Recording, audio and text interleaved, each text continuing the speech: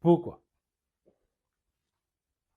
Pourquoi est-ce que des démocraties naissantes, des républiques qui se réclamaient de Rousseau,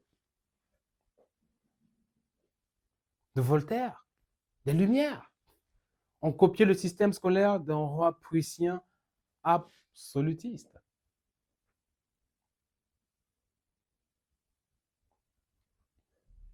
Par quelle gymnastique intellectuelle pourrait-on essayer de m'expliquer ceci? Eh bien, parce que la révolution industrielle avait besoin exactement de la même chose que monsieur Frédéric le Grand, qui n'avait de grand, à mon sens, que son côté obscur.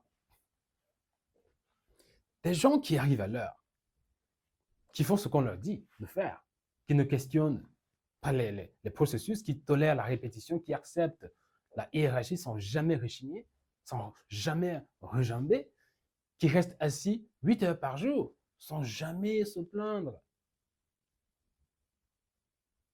Donc on a donc les mêmes besoins. L'usine et la caserne ont les mêmes besoins en termes de capital humain, en termes d'attente, en termes de comportement attendu de la part des humains, des citoyens. Et l'école, donc, conçue pour l'autre, ou plutôt conçue pour l'une, fonctionne parfaitement, vous l'avez compris, pour l'autre.